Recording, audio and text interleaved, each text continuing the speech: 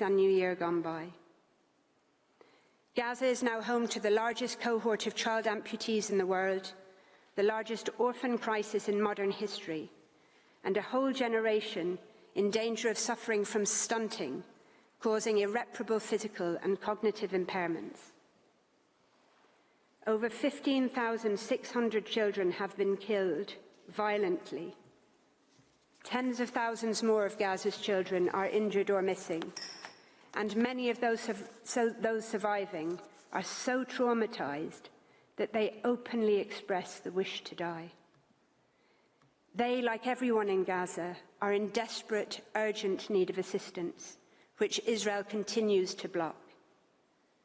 As recently warned by the heads of 12 international aid agencies, I quote, "Survival itself is now slipping out of reach." Israel's acts are not just murderous and inhumane, they are genocidal, as the UN Commission of Inquiry and others have concluded, and as is the near consensus view across the human rights community. While the determination of Israel's international responsibility for genocide is the subject of other proceedings before this court, the risk to the right of Palestinians to be protected from acts of genocide is at issue in these proceedings. That is because the court is being asked to advise on Israel's obligations in relation to the provision of aid and other services to Gaza in the context of a binding determination by a competent organ of the United Nations, being the court itself, that there exists a real and imminent risk of irreparable prejudice to the right of Palestinians to be protected from acts of genocide, and that Israel must ensure humanitarian aid and basic services in that situation. Despite Israel's objections, there is nothing to prevent the court advising on the obligations flowing from that situation in these proceedings.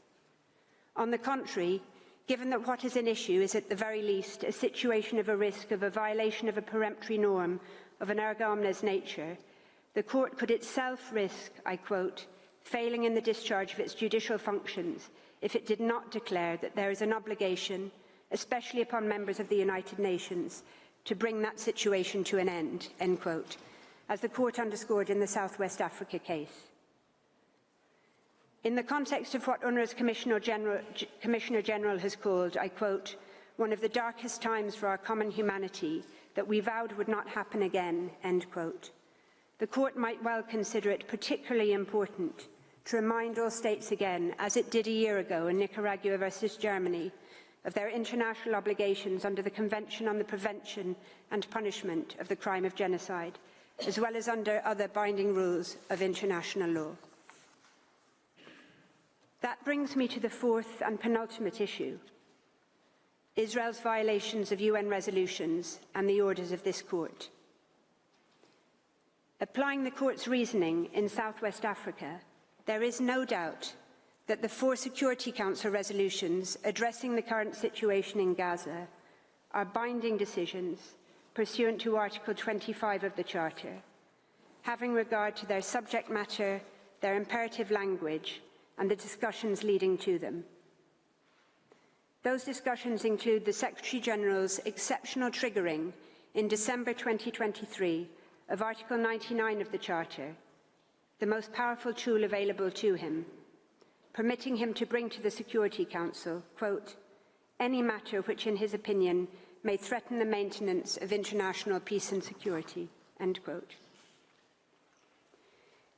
Israel's continuing failure to comply with those resolutions, with unanimous Resolution 2417, which condemns the unlawful denial of humanitarian access to civilian populations, and with dozens of other Security Council resolutions since its admission to the United Nations, constitute repeated violations of Charter Article 25, reflecting a fundamental rejection of the Security Council's authority.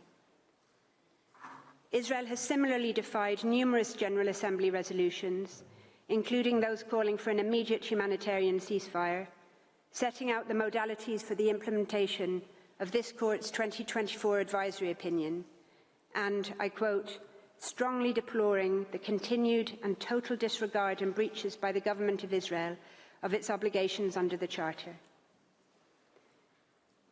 End quote.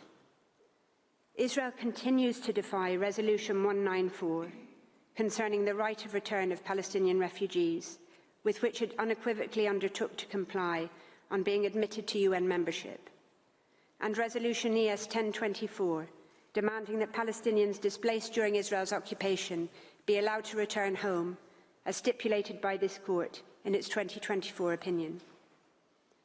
Israel has also repeatedly violated Charter Article 94(1) by failing to comply with this court's binding orders in South Africa versus Israel. Israel's Prime Minister has rejected the court's authority, asserting that, I quote, "Nobody will stop us, not The Hague, not the axis of evil, and not anybody else." Just 12 days ago, its Defence Minister declared, in defiance of this court's orders, that, I quote, "Israel's policy is clear, and no humanitarian aid is about to enter Gaza." In violation of the court's order to maintain open land crossing points, in particular the Rafah crossing, previously described by the UN High Commissioner as, quote, "the symbolic lifeline for 2.3 million people in Gaza," Israel has closed all crossings, and it has turned Rafah itself, once a refuge for almost 1.5 million displaced Palestinians, into a post-apocalyptic wasteland. The slide on your screens, reflective of the general tenor of Israeli media since at least October 2023, shows Rafah devastated, with the caption, "The annihilation of Rafah is complete," alongside an Israeli flag and a flexed bicep.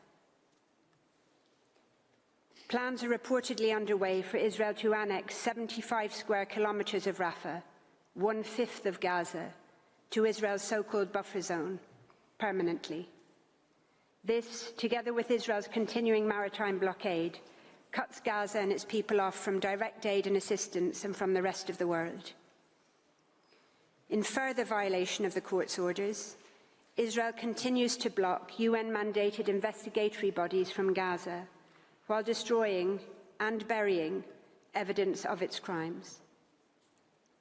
Despite the extraordinary efforts of Palestinian journalists, who are themselves repeatedly targeted and killed, so much remains undocumented.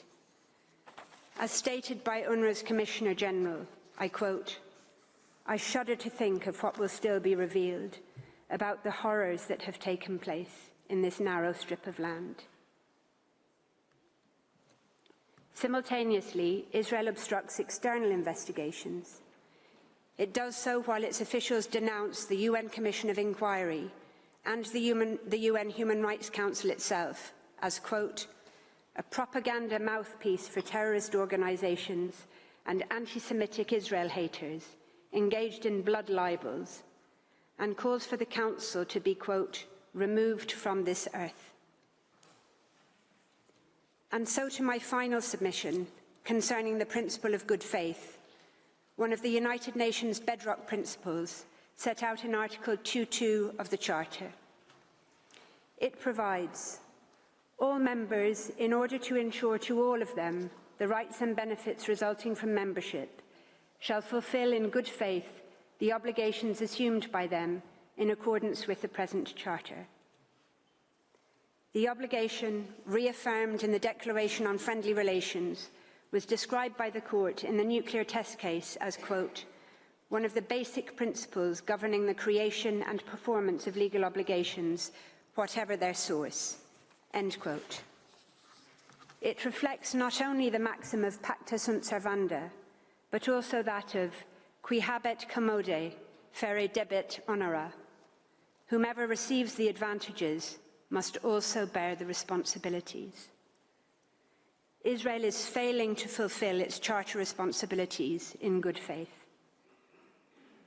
Its violations of the fundamental rights of the Palestinian people, its attacks on the United Nations and on UN officials' property and premises, its deliberate obstruction of the organisation's work, and its attempt to destroy an entire UN subsidiary organ are unprecedented in the history of the organisation. They evidence a fundamental repudiation by Israel of its charter obligations, owed both to the organisation and to all UN members, and of the international rule of law. They are antithetical to the actions of a peace-loving state. Israel's very submissions to this court violate its obligations to cooperate with the UN in good faith, advancing allegations for which Israel has persistently failed to provide credible evidence. This is notwithstanding the Secretary-General's call on Israel, quote, to refrain from such misrepresentations, end quote, given how very damaging they are to the United Nations. But for Israeli officials, damage to the United Nations appears to be the point. Their attacks are not limited to UNRWA or indeed the UN Human Rights Council. Israel has declared the Secretary-General of the United Nations himself persona non grata in Israel, accusing him of being, quote, an official Hamas spokesperson engaged in anti-Semitic and anti-Israel conduct. Israeli officials demand his resignation, labelling his triggering of Charter Article 99 and his calls for a ceasefire in Gaza, quote, a danger to world peace. Senior Israeli officials level similar accusations at the United Nations itself as an organisation, denouncing it as, quote, a swamp of anti-Semitic bile, an accomplice to terrorists, and a stain on humanity.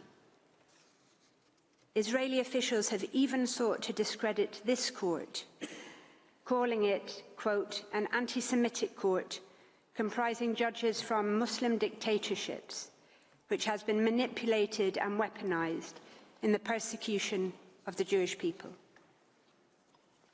As stated by UNRWA's Commissioner General, I quote, the international order is crumbling in a repetition of the horrors that led to the establishment of the United Nations and in violation of commitments to prevent their recurrence. The attacks on UNRWA are an integral part of this disintegration, end quote. Not stopping at UNRWA, the Israeli ambassador to the United Nations itself has demanded that the entire UN and, quote, its corrupt courts, the ICC and the ICJ, must be defunded, end quote. In addition to seeking to destroy the protective application of international law to the Palestinian people, Israel appears set on destroying the very international framework created to ensure compliance with international law and accountability for its breach, with profound consequences that reverberate far beyond Palestine and Palestinians. If these venerable institutions are to survive, and if, in the words of the UN Relief Chief, quote, the basic principles of law still count, the international community must act while it can to uphold them, end quote.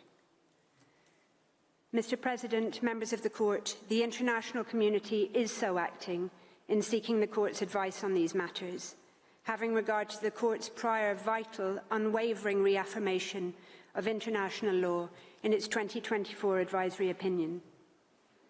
Mindful of the former Secretary-General's description of the United Nations as, quote, the hope and home of all humankind, with the Charter at its compass, end quote, the State of Palestine respectfully calls on this Court to provide this further advisory opinion urgently to reset that compass in the continuing desperate hope that international law might finally prevail. Monsieur le Président, Mesdames et Messieurs les juges. Mr. President, members of the Court, I thank you for your kind attention, and I ask you to now call Professor Imseis. I thank Ms. Nijali. I now give the floor to Mr. Adri Imseis. You have the floor, sir. Members of the Court, it is an honor to appear before you today on behalf of the State of Palestine and the Palestinian people. I have been given the task of addressing the issue of UNRWA, and to that end, I should like to make 3 points. First, for context, I will discuss the unique historical and operational importance of UNRWA. Second, I will demonstrate both why and how Israel has set upon to destroy the agency. And third, I will discuss Israel's legal obligations towards UNRWA, which this court is urgently requested to affirm by the vast majority of states and international organizations in these proceedings. First, the context. UNRWA's mandate is an essential element of what the court has twice recognized as the permanent responsibility of the United Nations for the question of Palestine. This responsibility originates in the unsuccessful attempt by the General Assembly to partition Palestine, and without the consent of the Palestinian people, in 1947, and the ensuing 1948 Nakba, during which between 750,000 and 900,000 Palestinians were forcibly exiled from that part of Palestine that became Israel. In Resolution 302 of 8 December 1949, the General Assembly recognized that continued assistance for the relief of the Palestine refugees is necessary to prevent conditions of starvation and distress among them and to further conditions of peace and stability. UNRWA was created to provide direct relief and works programs to the refugees until their plight was resolved in accordance with international law.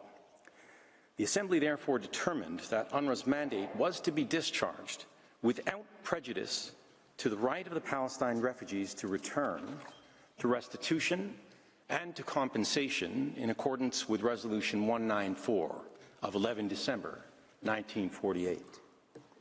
But these rights, Mr. President, have never been allowed to be realized. Indeed, with the Israeli occupation of the rest of Palestine in 1967, another 250,000 to 300,000 Palestinians were forcibly exiled and became dependent on UNRWA. And the conditions of starvation and distress have not only continued over the years to varying degrees, but as the court knows only too well, since October 2023, they have gathered a pace never before seen. In essence, it is because of Israel's prolonged violation of the inalienable rights of the Palestinian people to return to self-determination, indeed to freedom, that the need for UNRWA is as pressing today, if not more so, than it was in 1949. The General Assembly agrees with this assessment. It has continuously renewed UNRWA's mandate with overwhelming support, insisting that until the Palestine refugees realize their rights under international law, UNRWA must remain in place. Operationally, UNRWA provides education, health, relief and social services, and during emergencies, humanitarian aid. And generations of Palestinians have been sustained by these quasi-governmental services in Jordan, Lebanon, Syria, and the occupied Palestinian territory. Uniquely, UNRWA's services are directly delivered by thousands of personnel, the vast majority of whom are themselves registered Palestine refugees with the agency. In the occupied Palestinian territory, the number of these staff literally dwarf that of other UN personnel by orders of magnitude, possessing decades of experience, expertise, and all-important community trust. And for these reasons, the necessity of UNRWA is indisputable. The sheer scope of continued Israeli violations of Israeli rights, or rather of Palestinian rights, forgive me, including the right to the unhindered provision of urgently needed humanitarian supplies essential for their survival, as well as the right for basic services, humanitarian and developmental assistance in support of their right to self-determination, renders UNRWA absolutely vital. As recognized by the General Assembly in the referral resolution, no organization can replace or substitute the agency's capacity or mandate. Mr. President, the Secretary General agrees. He states that UNRWA is indispensable in delivering essential services to Palestinians, and that UNRWA is the backbone of the United Nations humanitarian relief operations in Gaza. This conclusion is shared by other UN and humanitarian agencies operating in Palestine, who rely on UNRWA's unmatched operational infrastructure, partnership, and support. It is also shared by nearly all participants in these proceedings, including China, which has referred to UNRWA as indispensable and irreplaceable, both Mexico and Luxembourg, which have each called UNRWA unique and irreplaceable, and Algeria, which has labeled UNRWA the cornerstone of the humanitarian assistance in occupied Palestinian territory. In his written statement, the Secretary General provided incontrovertible empirical evidence in support of this position. I quote, "Since October 2023, UNRWA has supported nearly 2.3 million affected individuals in Gaza with food, health care, and shelter. It has distributed food aid to around 1.9 million people and provided more than 60% of primary health care services in Gaza. Furthermore, UNRWA has sheltered hundreds of thousands of internally displaced persons in more than 100 schools and continues to deliver psychosocial support and primary health consultations. Between 7 October 2023 and 19 January 2025, UNRWA facilitated over 7.3 million medical consultations across Gaza. In the occupied Palestinian territory as a whole, the Secretary General reports further that UNRWA operates almost 400 schools, providing education to more than 350,000 students, and over 65 primary health clinics and 1 hospital, facilitating over 5 million health consultations annually. It does this, all of this, with 17,000 personnel. In sum, the evidentiary record shows that UNRWA is not just any humanitarian aid organization. It is organically linked to the unique role played by the United Nations in the question of Palestine since 1947, in particular the plight of the Palestine refugees. It is critical to the economic, social, and cultural development of the Palestinian people, and hence their ability to exercise their right of self-determination. And since October 2023, it has been essential to their very survival as a group, especially in Gaza.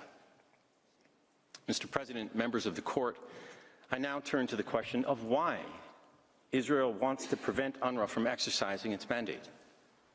Based on the evidentiary record, Israel's reasons appear to be twofold, one short-term, the other long-term, both indeed inconsistent with its obligations under international law. At the very least, in the short term, Israel is pursuing the erasure of the Palestinian people in Gaza and ultimately the rest of the occupied Palestinian territory, including through forcible transfer. In Gaza, where almost 80% of the population are already registered refugees connected to the events of 1948, almost the whole of the population, some 1.9 million people, has been forcibly transferred multiple times through Israel's indiscriminate bombardment and starvation campaign. Nor has Israel made a secret of its actions in this regard. Quite the contrary, following multiple calls by government ministers over the course of 2024 to depopulate Gaza and resettle it with Israelis, on 28 January 2025, Israeli military chief of staff Herzi Halevi announced a decision to prevent displaced Palestinians from returning. In his words, and I quote, "Gazans will be able to exit the Rafah crossing for Egypt, but only in a one-way direction, and they will not be able to return to Gaza." On 5 February 2025, the Israeli Minister of Defense, Israel Katz, ordered the preparation arrangements for what he euphemistically called the voluntary departure of Palestinians.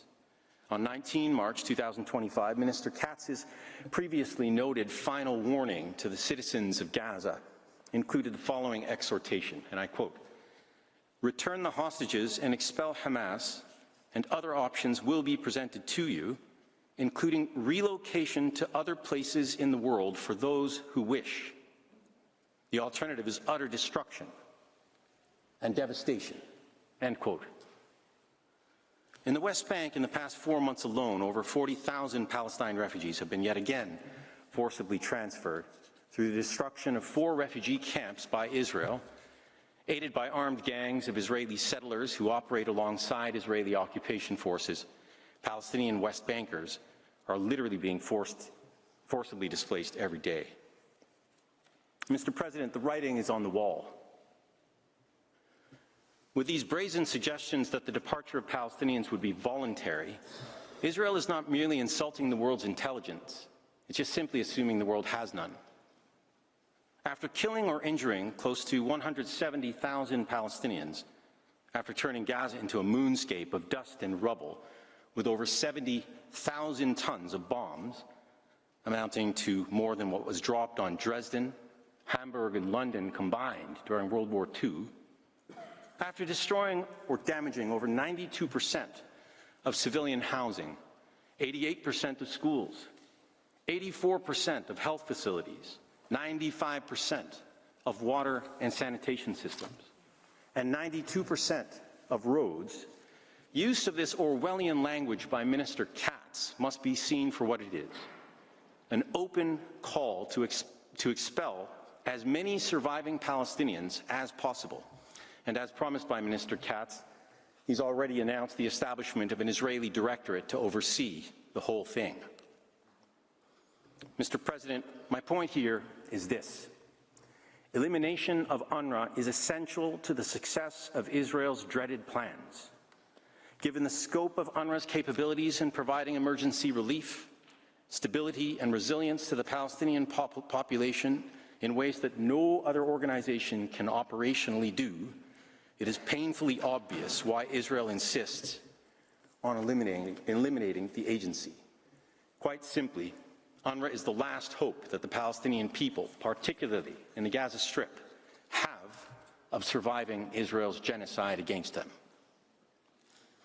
More broadly, Israel's long-term purpose behind destroying UNRWA rests in its complete denial of the existence of the Palestinian people, and in particular the status, rights, and claims of millions of Palestine refugees to return, to restitution, and to compensation. But you needn't take my word for it. The Prime Minister of Israel has openly admitted as much on multiple occasions, including, it must be stressed, years before 7 October 2023. For instance, on 11 June 2017, Prime Minister Netanyahu proclaimed, and I quote, "I regret that UNRWA, to a large degree by its very existence, perpetuates and does not solve the Palestinian refugee problem. Therefore, the time has come to disband UNRWA," end quote. Similarly, on 7 January 2018, Mr. Netanyahu said, quote, "UNRWA is an organization that perpetuates the Palestinian refugee problem. It also perpetuates the narrative of the right of return, as it were, in order to eliminate the state of Israel. Therefore, UNRWA needs to pass from the world," end quote. Of course, as members of the court will no doubt be aware, Palestine refugee rights are not legally contingent on UNRWA's existence. Nevertheless, according to Israel's strained logic, it is UNRWA, not Israel itself, that is to blame for the continued exile and deprivations of the Palestine refugees. To avoid having to answer for this, therefore, Israel simply wants to do away with the agency. Mr. President, members of the court, I now turn to the issue of how Israel has pursued its objective of destroying UNRWA. In this respect, Israel's approach has been threefold. First, Israel has systematically attacked UNRWA personnel and property. Only since October 2023, almost 300 UNRWA personnel have been killed by Israel in the Gaza Strip alone, with hundreds more wounded, many for life.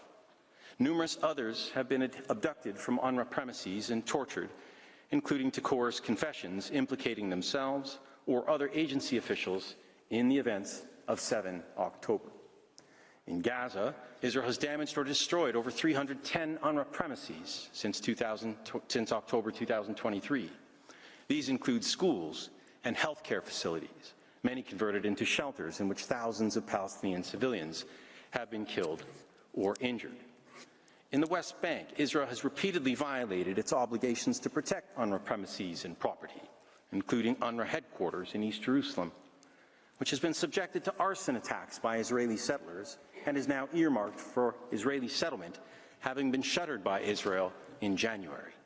Scores of other UNRWA facilities have been attacked, including forcible entry and takeover. For example, on 18 February 2025, Israeli troops forcibly commandeered the UNRWA Kalandia Training Center, home to 350 students. Likewise, only on April 8th, Israel ordered the closure of 6 UNRWA schools in East Jerusalem, affecting 800 children. Mr. President, the second element of Israel's plan to destroy UNRWA is its campaign to undermine the agency's vital sources of funding. On 26 January 2024, the same day this court issued its first provisional measures order in the South Africa matter, after determining that famine was around the corner in Gaza, Israel urged UNRWA's donors to defund the agency, alleging involvement of UNRWA staff in the attack of 7 October. The resulting funding pause by 18 states added massive pressure on agency operations at a time when millions of beleaguered Palestinians needed UNRWA the most. Israel has repeatedly claimed, and without substantiation, including in its written statement in these proceedings, that upwards of approximately 12% of UNRWA employees in Gaza are members of what it calls terrorist groups. But as the court is well aware, unsupported allegations do not a fact make, no matter how loudly shouted or oft repeated. The fact is that UNRWA has always responded to Israel's allegations in substance, in good faith, and in a timely manner. As the Secretary General reported on 8 January 2025, UNRWA has responded to every allegation that has been raised by the government of Israel against personnel of UNRWA regarding possible political activity that may be against the interest of the United Nations or connections to acts of terror based on its policy of zero tolerance for activities of this nature. This is demonstrated by the actions taken by UNRWA following allegations that its personnel may have been involved in the attacks of 7 October 2023. Upon receiving the allegations, immediate administrative steps were taken. I immediately referred the allegations to the Office of Internal Oversight Services for investigation under the organization's regulatory framework. Such actions were consistent with the history of UNRWA engagement with the government of Israel, whereby it has been responsive to allegations raised by the government of wrongdoing by UNRWA personnel, end quote. This, of course, is in addition to the finding of the independent review group on UNRWA commissioned by the Secretary General in February 2024, that UNRWA possesses a more developed approach to neutrality than other similar UN or NGO entities. Following UNRWA's commitment to implement the recommendations of the review group, nearly all states that paused their funding have since resumed it. Mr. President, the third element of Israel's campaign to destroy UNRWA has been the passage of 2 anti-UNRWA laws in October 2024. They have been discussed earlier, so I'll quickly skirt over those. This legislation has had grave implications for UNRWA operations across the occupied Palestinian territory, including in East Jerusalem, over which Israel has unlawfully asserted its sovereignty, as was affirmed just this past summer. Israel's anti-UNRWA legislation, together with its broader attacks against UNRWA, have been roundly rejected by the Security Council, which has spoken with one resolute voice. And I quote, "The members of the Security Council strongly warned against any attempts to dismantle or diminish UNRWA's operations and mandate, recognizing that any interruption or suspension of its work would have severe humanitarian consequences for millions of Palestinian refugees who depend on the agency's services, and also implications for the region." Forgive me, I see the, right there we are. The members of the Security Council expressed their grave concern over legislation adopted by the Israeli Knesset, and in this regard they urged the Israeli government to abide by its international legal obligations, respect the privileges and immunities of UNRWA, and live up to its responsibility to allow and facilitate full, rapid, and safe and unhindered humanitarian assistance in all of its forms into and throughout the entire Gaza Strip, including the provision of sorely needed basic services to the civilian population.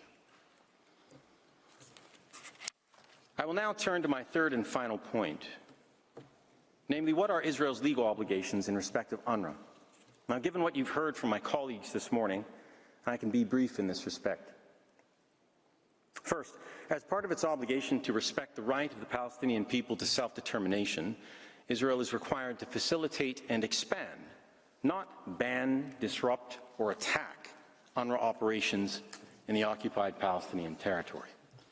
In the referral resolution, the General Assembly specifically called upon Israel to uphold and comply with its obligations, not to impede the Palestinian people from exercising their right to self-determination, including by rescinding any measures that obstruct the provision of basic services and humanitarian and development assistance to the Palestinian people. This plainly includes the services delivered by UNRWA, which is present in the occupied Palestinian territory, it is important to recall, not only at the direction of the General Assembly, but also at the invitation of the State of Palestine and the Palestinian people. Second, all of the international humanitarian law obligations of Israel covered by Mr. Reichler apply with equal force in respect of UNRWA operations in the occupied Palestinian territory. In particular, Article 59 of the Fourth Geneva Convention requires that the occupying power shall agree and facilitate relief schemes if the whole or part of the population of the occupied territory is inadequately supplied. Now, Israel's flagrant breach of this unconditional rule is aggravated by the fact that it is Israel itself who is responsible for the need for relief schemes in the first place. This rule must also be read in conjunction with the binding provisional measures order of the Court of 28 March last year, requiring Israel to, quote, ensure without delay, in full cooperation with the United Nations, the unhindered provision at scale of urgently needed basic services and humanitarian assistance throughout Gaza. Mr. President, I see we're coming up on the break. All I need is another 2 minutes, maybe 3, and I beg your thank you very much. You can go ahead. Given UNRWA's unmatched ability to provide relief schemes and to do so at scale to the Palestinian population, there can be no doubt that Israel is obligated to facilitate and expand the agency's vital work, rather than attack and sabotage it. Third, the obligation of Israel as a member of the United Nations, covered by Ms. Nagrali, all apply to its relations with UNRWA. Israel's abrogation of its bilateral agreement with UNRWA does not release it from these broader commitments. Israel remains under an obligation to cooperate in good faith with UNRWA, which requires it to give the agency every assistance in any action taken in accordance with the Charter, and as has been affirmed by the Secretary General. Israel must also ensure and respect the agency's privileges and immunities, which it enjoys as a subsidiary organ of the United Nations, including in respect of its premises, property, assets, and officials. And of course, Israel is also required to ensure the safety of UNRWA personnel. Mr. President, members of the Court, as I close my presentation, I should like to recall the sobering plea made by the Commissioner General of UNRWA in a letter to the President of the General Assembly dated 28 October 2024. He stated, and I quote, "Today I must inform you that the agency is under such physical, political, and operational attack unprecedented in United Nations history, that implementation of its mandate may become impossible without the decisive intervention by the General Assembly. The consequences for Palestinians, for Israel, and for the region will be grave," end quote. Mr. President, the General Assembly has answered the Commissioner General's appeal by placing the question of UNRWA's very future, and with it the rights, status, and existence of the Palestinian people, including millions of Palestine refugees, before you. No less than that is what is at stake in these proceedings. Mr. President, members of the Court, this concludes my presentation, and I should like to thank you for your time and careful attention. This also concludes our presentation for this morning. Professor Pillay will continue when we reconvene this afternoon. Thank you. I thank Mr. Imseis. This concludes this morning's sitting. The oral proceedings will resume this afternoon at 3 p.m., which Palestine will complete its presentation, when the Palestine will complete its presentation, and will be followed by Egypt and Malaysia. The sitting is closed.